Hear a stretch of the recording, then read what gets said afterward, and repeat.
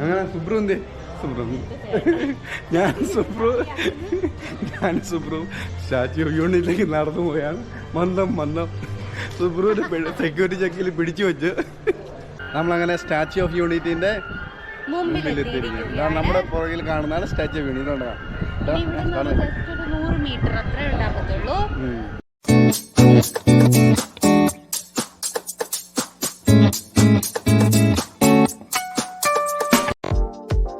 അങ്ങനെ നമ്മൾ statue of യൂണിറ്റിൻ്റെ പാർക്കിങ്ങിൽ നമ്മൾ വണ്ടി ഇറങ്ങി.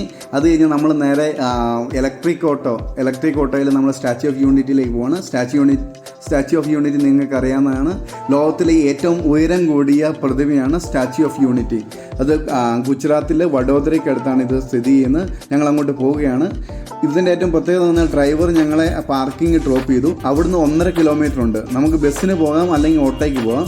ഓട്ടോയ്ക്ക് 120 രൂപയാണ് ചാർജ്. അത് അങ്ങ് വരെ ഇവിടെ സ്റ്റാച്യു ഓഫ് യൂണിറ്റി തൊട്ടടുത്ത് വരെ എത്തിക്കും. അവിടുന്ന് പിന്നെ കുറച്ചേ നടക്കാനുള്ളൂ. ബസ്സിനാണെങ്കിൽ നമുക്ക് ഫ്രീ ആണ്. പക്ഷേ പ്രശ്നം എന്ന് പറഞ്ഞാൽ ബസ്സിന് ഒരു ട്രിപ്പ് ആകുന്നതിന് വരെ വെയിറ്റ് ചെയ്യണം. പിന്നെ കുറേ ആളുകളുണ്ട്. നമുക്ക് ഓട്ടോയ്ക്ക് പോകണേ ഇതെല്ലാം കണ്ട് നമുക്ക് പോകാം. അതാണ് ഞങ്ങൾ ഓട്ടോ സെലക്ട് ചെയ്ത്. ഇതാ നമുക്കിപ്പം കാണാൻ പറ്റും സ്റ്റാച്യു ഓഫ് യൂണിറ്റി എങ്ങനെ ഉയർന്നു നിൽക്കുന്ന ആ മനോഹരമായ കാഴ്ച നമുക്ക് കാണാൻ പറ്റുന്നതാണ്. അങ്ങനെ നമ്മളിപ്പോൾ ഓട്ടോയിൽ നിന്നിറങ്ങി നമ്മൾ സ്റ്റാച്യു ഓഫ് യൂണിറ്റിയുടെ എൻട്രൻസിൽ എത്തിയിരിക്കുകയാണ്. ഇത് വെറും എൻട്രൻസ് എന്ന് പറയത്തില്ല, അവിടെ കുറെ ദൂരം ഉണ്ട് പോകാൻ വേണ്ടിയിട്ട്. നടക്കാൻ നന്നായിട്ടുണ്ട്. എല്ലാ സ്ഥലത്തും നല്ല വെയിലും ഉണ്ട്, കട്ട വെയിലും ഉണ്ട്. ഇവിടുന്ന് ഇങ്ങനെ വന്നു കഴിയുമ്പോൾ നിങ്ങൾക്ക് കാണാൻ പറ്റും ഏക് ഭാരത് ശ്രേഷ്ഠ ഭാരത്. അത് തന്നെ, ഒരൊറ്റ ഇന്ത്യ ശ്രേഷ്ഠ ഇന്ത്യ. ഇതെന്ന് പറഞ്ഞാൽ ഇവിടെ കാണുന്നതാണ് വാൾ ഓഫ് യൂണിറ്റി എന്ന് പറയും. അതായത് ഇന്ത്യയുടെ 1,50,000 ഗ്രാമങ്ങളിൽ നിന്നൊക്കെ ശേഖരിച്ചുകൊണ്ടുവന്ന മണ്ണ് ഉപയോഗിച്ചുകൊണ്ട് നമ്മുടെ പേരുണ്ടോ മലയാളത്തില് ഒരൊറ്റ ഭാരതം ശ്രേഷ്ഠ ഭാരതം. അത് മൂന്നാമത് നമ്മളത് കൊടുത്തിട്ടുണ്ട്. അതാണ് പറയേണ്ട കാര്യമേ. പിന്നെ മലയാളികൾക്ക് അഭിമാനിക്കാം. പിന്നെ ഇതുപോലെ ഈ വോൾ ഉണ്ടാക്കാൻ വേണ്ടിയിട്ടുള്ള മെഷീൻസ് ഇല്ലേ, ആ മെഷീൻസും ഇതുപോലെ കർഷകരുടെ കയ്യിൽ നിന്ന് മെറ്റീരിയൽസ് ഒക്കെ വാങ്ങിയിട്ട് ഉണ്ടാക്കുകയാണ് ചെയ്തത്. എല്ലാ ലാംഗ്വേജിലും നമ്മളിപ്പോ കണ്ടായിരുന്നു ഒരൊറ്റ ഭാരതം ശ്രേഷ്ഠ ഭാരതം എന്ന് എഴുതിയേക്കുന്നതും. അത് തന്നെ. ഇവിടെ അതിന്റെ കാര്യങ്ങളൊക്കെ, അതായത് നമ്മൾ ഈ പറഞ്ഞ കാര്യങ്ങളാണ്. മണ്ണ് 1.5 ലക്ഷത്തോളം മണ്ണ് ശേഖരിച്ചുകൊണ്ട് വന്നതും, പിന്നെ അതുപോലെ മെയിൻ ആയിട്ട് നമ്മളിവിടെ കാണാൻ പോകുന്നത് ഇന്ത്യയുടെ ഉരുക്കു മനുഷ്യനായ സർദാർ വല്ലഭായ് പട്ടേലിന്റെ സ്റ്റാച്ചു ആണല്ലോ. അപ്പോ അതിന്റെ ആ ഒരു ഇതിനാണ് പുള്ളിന്റെ ആഗ്രഹം യൂണിറ്റി. കാരണം ഇന്ത്യനെ മൊത്തം യൂണിഫൈ ചെയ്തതാണ്. പ്രിൻസ്ലി സ്റ്റേറ്റിനെയും അതുപോലെ ബ്രിട്ടീഷ് കൺട്രോൾ ചെയ്ത സ്റ്റേറ്റിനെയും കൂടെ യൂണിഫൈ ചെയ്തതാണ്. അങ്ങനെ സുബ്രു ഞാൻ സുബ്രു സ്റ്റാച്യു ഓഫ് യൂണിറ്റിലേക്ക് നടന്നു പോയാണ്. മന്ദം സുബ്രുവിന്റെ സെക്യൂരിറ്റി ചെക്കിൽ പിടിച്ചു വെച്ച്. അതെന്റെ കയ്യിൽ ഒരു ബോഡി ലോഷൻ ഉണ്ടായിരുന്നു. അവർ വിചാരിച്ചത് സ്നാക്സ് ഐറ്റം ആണത്, അതുകൊണ്ട് പിടിച്ചു വെച്ചതാണ്. അല്ലാതെ വേറൊന്നും ഉണ്ടായിട്ടല്ല. ഞാൻ ഇങ്ങനെ എടുത്ത് കാണിച്ചു കഴിഞ്ഞപ്പോൾ എന്നോട് പറഞ്ഞു പൊപ്പളം. ആക്ച്വലി ഞാൻ കണ്ട ഒരു വ്ളോഗിൽ ഇവിടെ എസ്കലേറ്റർ ഫെസിലിറ്റി ഉണ്ടെന്ന് ഉണ്ടായിരുന്നു. ഞാൻ കണ്ടതാണ്. ഞാൻ ഇപ്പൊ പറഞ്ഞിരുന്നെ കളിയാക്കിക്കൊണ്ടിരിക്കുകയാണ്. വെള്ളത്തിന്റെ ബോട്ടിൽ എടുത്തോ, അവിടെ വെക്കണം. അവരെന്നോട് അവിടെ നിന്ന് ചോദിച്ചല്ലോ, പാനി ബോട്ടില് ഇല്ലല്ലോ. നമ്മളെ വണ്ടിയെ വെച്ചല്ലേ.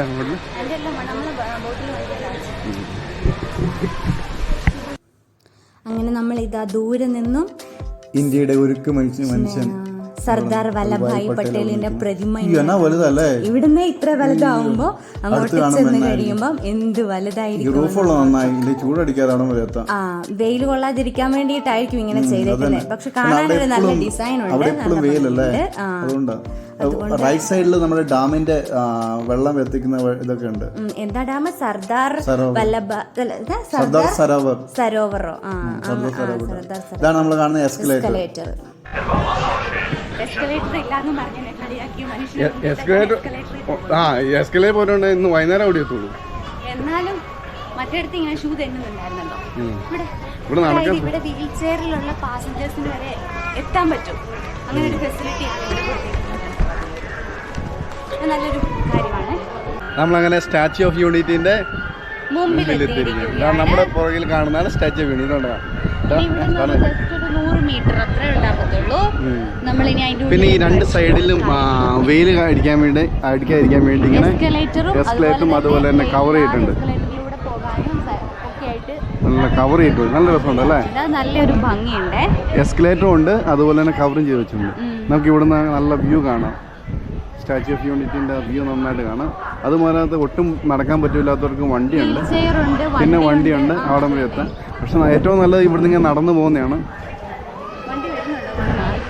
ഇതാണ് ആ വണ്ടി, ബാറ്ററി വെഹിക്കിൾ ഉണ്ട്, അതിന് പോവാം. പിന്നെ ഇവിടെ ബാറ്ററി വെഹിക്കിൾ ബാറ്ററി വെഹിക്കിൾ ഇതിൻ്റെ ഉള്ളിൽ അവൈലബിൾ ആണ്. പിന്നെ ഇതിൻ്റെ അകത്തൂടെ വെയിലടിക്കാതെ പോവാം അല്ലേ? ഇത് മൊത്തം ഒരു ടെൻറ്റ് പോലെ അങ്ങ് വരെ ചെയ്തിട്ടുണ്ട്. നല്ല രസം. അങ്ങനെ നമ്മൾ സ്റ്റാച്യു ഓഫ് യൂണിറ്റിനെ ഇവിടെ ഉള്ളിലോട്ട് നമ്മൾ നടന്ന് പോവാണ്. നമ്മൾ എസ്കലേറ്റർ പോകുന്ന നിങ്ങൾക്ക് കാണിക്കാൻ വേണ്ടി നമ്മളിവിടെ വന്ന നല്ല വെയില.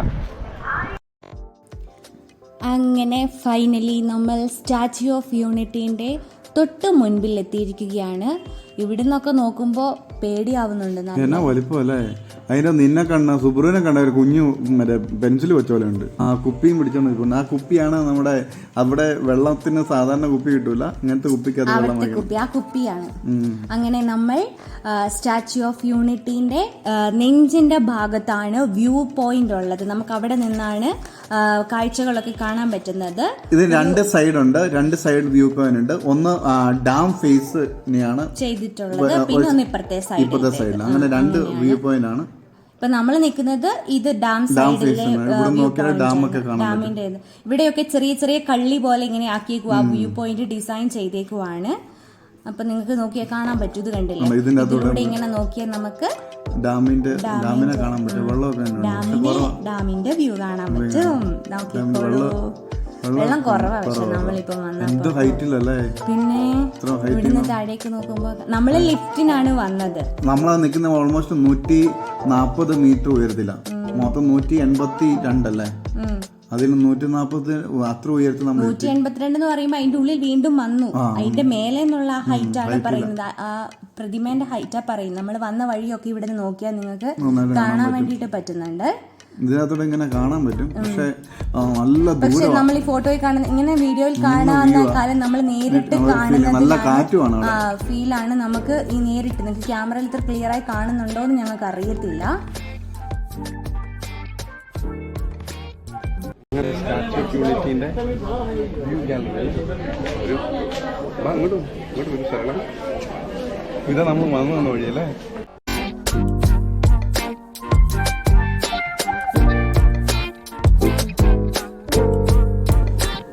ഇവിടെ നിങ്ങൾക്ക് കാണാൻ വേണ്ടിയിട്ട് പറ്റും, ഇങ്ങനെ ലൈറ്റ് കൊണ്ട് ഡയറക്ഷൻ പോലെ ഇങ്ങനെ വഴിതെറ്റി പോകാതിരിക്കാൻ മാത്രമല്ല, അതിലെ പോകുമ്പോ വെട്ടമുണ്ടല്ലോ ആ ഡയറക്ഷനിൽ പോകാനാണ്. പിന്നെ ഇതിന്റെ അകത്ത് സ്റ്റാച്യു ഓഫ് യൂണിറ്റിന്റെ ഉൾവശം നിങ്ങൾക്ക് കാണാൻ പറ്റും. ഇത് ഇരുമ്പും കൊണ്ട് ഉണ്ടാക്കിയ ഇരുമ്പും സ്റ്റീലും. അങ്ങനെ നമ്മൾ അവിടുത്തെ കാഴ്ചയെല്ലാം കണ്ടിട്ട് വ്യൂ ഗാലറിയിലെ കാഴ്ച കണ്ടിട്ട് നമ്മൾ താഴെ വന്നു. ഈ താഴെയാണ് മ്യൂസിയം. ഇവിടെ ഇങ്ങനെ വിഷ്വൽ ആർട്ട് രീതിയിൽ ഇവിടെ കാര്യങ്ങളൊക്കെ എക്സ്പ്ലെയിൻ ചെയ്ത് വെച്ചിട്ടുണ്ട്. നല്ല രസമാണ് ഇവിടെ ഇങ്ങനെ കാണാൻ, നല്ല അടിപൊളിയാണ്. പാർട്ടീഷന് മുമ്പുള്ള ഇതിൽ നമുക്ക് കാണാൻ പറ്റും പാകിസ്ഥാനും പഞ്ചാബും. ആ സമയത്ത് Punjab province, Madras province, central province, Bengal province, അങ്ങനെ ഡിഫറെന്റ് കൽക്കത്ത പ്രൊവിൻസ് അങ്ങനെ ഡിവൈഡ് ചെയ്തിട്ടുണ്ട്. ഇപ്പൊ നിങ്ങൾക്ക് ഇതിനകത്ത് കാണാൻ പറ്റും ബംഗാൾ. എങ്ങനെയാണ് വെസ്റ്റ് ബംഗാളിനെ നമ്മൾ വെസ്റ്റ് ബംഗാൾ യഥാർത്ഥത്തിൽ സ്ഥിതി ചെയ്യുന്നത് ഈസ്റ്റ് ഓഫ് ഇന്ത്യയിലല്ലേ? പിന്നെ എങ്ങനെ നമ്മൾ വെസ്റ്റ് ബംഗാൾ എന്ന് വിളിക്കുന്നത്? അതിന് കാരണമുണ്ട്. ബ്രിട്ടീഷ് സമയത്ത് ഇത് ബംഗാൾ എന്ന് പറഞ്ഞൊരു പ്രൊവിൻസ് ആയിരുന്നു. ആ പ്രൊവിൻസ് റിലീജിയസ് വൈസ് ഡിവൈഡ് ചെയ്തു. ഇങ്ങനെ സെന്ററിലൊക്കെ ഡിവൈഡ് ചെയ്തു. മുസ്ലിങ്ങൾ താമസിക്കുന്ന ഭാഗം ഈ സൈഡ്, അത് ഈസ്റ്റ് ബംഗാളിനും വെസ്റ്റ് സൈഡ് ഹിന്ദുക്കൾ താമസിക്കുന്ന വെസ്റ്റ് സൈഡ് വെസ്റ്റ് ബംഗാളിനുമായിട്ട് രണ്ടായിട്ട് ഡിവൈഡ് ചെയ്തു. എന്നിട്ട് ഈ ഈസ്റ്റ് ബംഗാൾ അത് പാകിസ്ഥാൻ, ഈസ്റ്റ് പാകിസ്ഥാൻ, ഈസ്റ്റ് ബംഗാൾ പാകിസ്ഥാന്റെ ഭാഗമായിരുന്നു. അത് കഴിഞ്ഞ് പാകിസ്ഥാൻ ഇവിടുന്ന് ഇന്ത്യനെ അറ്റാക്ക് ചെയ്യാൻ അങ്ങനെ പ്രശ്നങ്ങൾ ഉണ്ടാക്കാൻ തുടങ്ങിയപ്പം പാകിസ്ഥാനും ഈ ബംഗ്ലാദേശിൽ ഈ ഈസ്റ്റ് ബംഗാളിലുള്ള ആൾക്കാരുമായിട്ട് വലിയ പ്രശ്നങ്ങൾ ഉണ്ടാകുന്നു. അപ്പം ഇന്ത്യ എന്ത് ചെയ്തു? ഇതിനെ ഒരു ഇൻഡിപെൻഡന്റ് കൺട്രിയാക്കി. ഈസ്റ്റ് ബംഗാളിനെ ഇൻഡിപെൻഡന്റ് കൺട്രിയാക്കി ബംഗ്ലാദേശ് എന്ന ബംഗ്ലാദേശ് എന്ന രാജ്യം ഇവിടെ ഫോം ചെയ്തു. അങ്ങനെയാണ്. ബംഗ്ലാദേശിന്റെ വെസ്റ്റ് സൈഡിൽ ഉള്ളതിന് ബംഗ്ലാദേശിനല്ല, ബംഗാളിന്റെ ബംഗാൾ പ്രൊവിൻസ് ആണ്. ബംഗാൾ പ്രൊവിൻസിന്റെ വെസ്റ്റ് സൈഡിലുള്ള വെസ്റ്റ് ബംഗാൾ, ഈസ്റ്റ് സൈഡിലെ ഈസ്റ്റ് ബംഗാൾ ബംഗ്ലാദേശ് അതായിരുന്നു ഇപ്പോഴത്തെ ബംഗ്ലാദേശ്. അങ്ങനെയാണ് വെസ്റ്റ് ബംഗാൾ. അതാണ് ഇപ്പോഴീ കാണുന്ന ഈ ഇന്ത്യ ആയി മാറിയത്. രണ്ടെണ്ണം കാണാം. ചരിത്ര അധ്യാപകൻ ഇത്, സോഷ്യൽ സയൻസ് അധ്യാപകൻ ഡീറ്റെയിൽ ആയിട്ട് നമുക്ക് പഠിപ്പിച്ചു തന്നിരിക്കുന്നു പാഠങ്ങള്. എന്താണേലും എനിക്കിതറിയില്ലായിരുന്നേ, ഫസ്റ്റ് ടൈം ഞാൻ ഈ ഒരു കാര്യം കേൾക്കുന്നത് കേട്ടോ. പണ്ട് ഹിസ്റ്ററി ഒക്കെ പഠിച്ചെന്ന് പറഞ്ഞാൽ ഇതൊന്നും പഠിക്കാൻ സമയം കിട്ടിയിട്ടില്ലായിരുന്നു, അതുകൊണ്ട്. പക്ഷെ വളരെ ചരിത്രം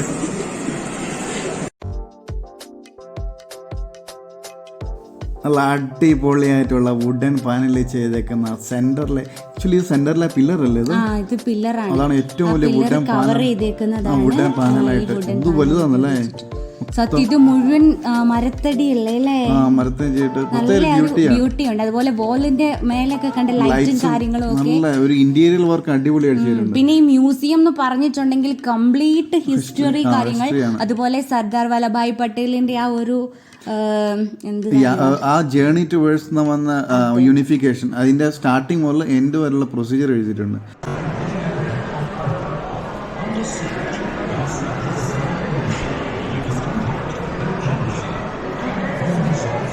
ഇത് നിങ്ങൾക്ക് കാണാൻ പറ്റുന്ന ഈ പിക്ചർ, ആക്ച്വലി ഈ പിക്ചർ ഈ ഡോട്ടിൽ ചെയ്തതാണ്.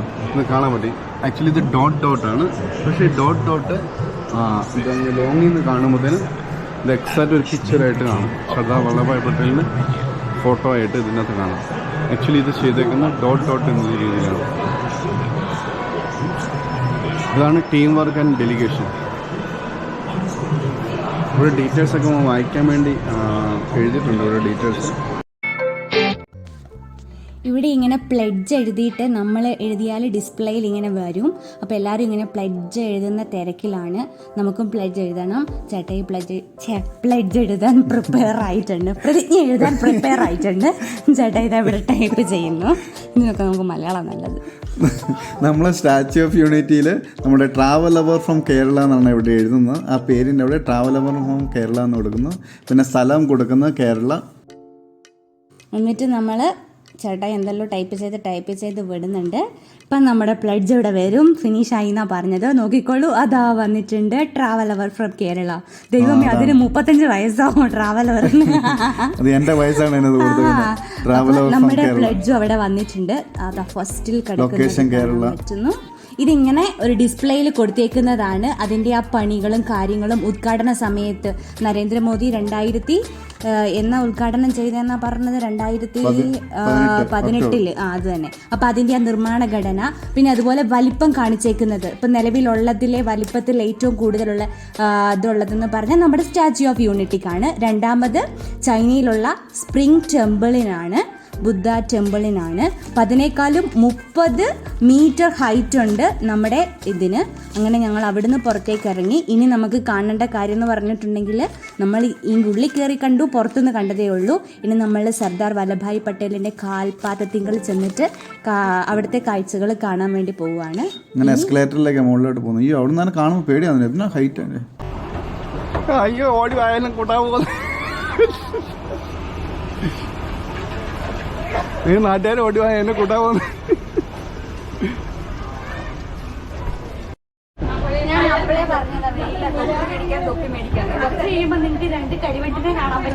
ജീവിതം കരിവുരന്റെ ജീവിതമല്ല, അതുകൊണ്ട് കുഴപ്പമില്ല.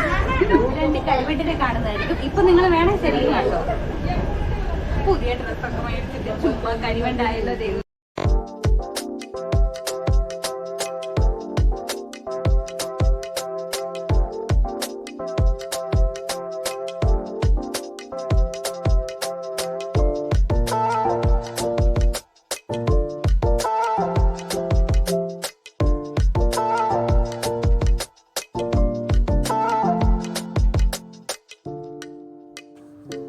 അങ്ങനെ ഫൈനലി നമ്മൾ സർദാർ വല്ലഭായ് പട്ടേലിന്റെ കാൽപാദത്തിങ്കൽ എത്തിയിരിക്കുകയാണ്. ഞാനാണെങ്കിൽ ആ ഷൂവിന്റെ അത്രേ ഉള്ളൂ കേട്ടോ. അത്രയും ഇല്ല, ഷൂവിനേക്കാൾ എന്ത് ചെറുതാ. അതെ, ഷൂവിന്റെ ലേസിന് അത്രേ ഉള്ളൂ.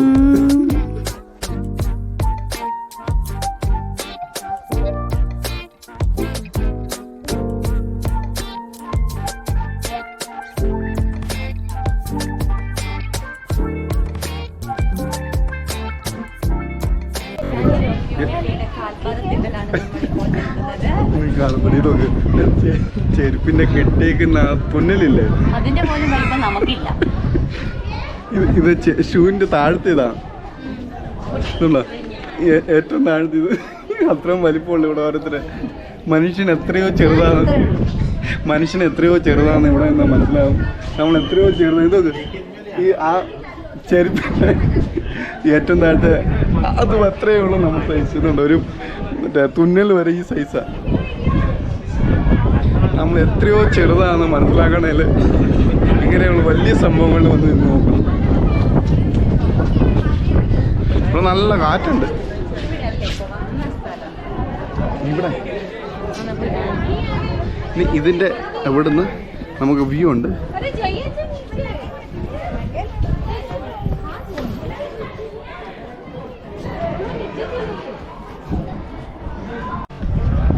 പിന്നെ ഇത് നമ്മൾ വന്ന വഴി.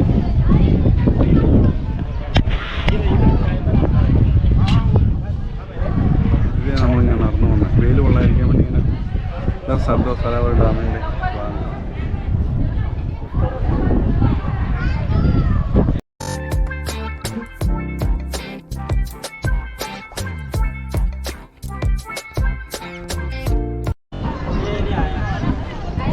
ബ്രോ, നമ്മൾ സ്റ്റാച്യു ഓഫ് യൂണിറ്റിൻ്റെ ഉള്ളിലെ കാഴ്ചകളെല്ലാം കണ്ടിട്ട് പുറത്തേക്ക് ഇറങ്ങിയിരിക്കുകയാണ്.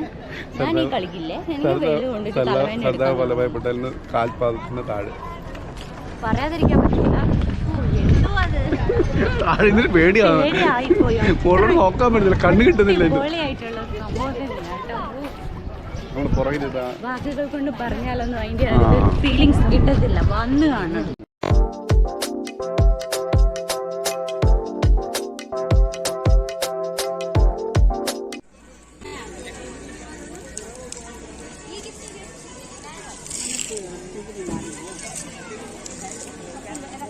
ഞാൻ ഇതിൽ നിന്നും വാട്ടർ ലെമൺ വാങ്ങി, വാട്ടർ മെലൺ വാങ്ങി, ചേട്ടായി മാങ്ങ വാങ്ങി. പക്ഷെ ഞാനിത് കൊടുക്കൂല, മാങ്ങ തിന്നിട്ട് അവൻ ഗ്യാസ് കയറിയിട്ടുണ്ടെങ്കിൽ ഉത്തരവാദിത്വമൊന്നുമില്ല. അതാ ഇവിടെയൊക്കെ ഉണ്ട്, ഇങ്ങനെ തൊപ്പിയൊക്കെ ഉണ്ട്. ഞാൻ അവളെ പറഞ്ഞതാണ് ഇതിൽ കേറണ്ട. എന്നിട്ട് ഇവിടെ എല്ലാരും ഇരുന്നിട്ട് നമ്മൾ രണ്ട് മാത്രം തിന്നിട്ട് പോട്ടെ. വല്ലാത്ത എക്സ്പീരിയൻസാ. മനുഷ്യൻ വെയിലുകൊണ്ട് മടുത്തായിരുന്നു. അപ്പോഴും ഞാൻ പറഞ്ഞ അടുത്ത ബസ്സിന് കയറാറ്.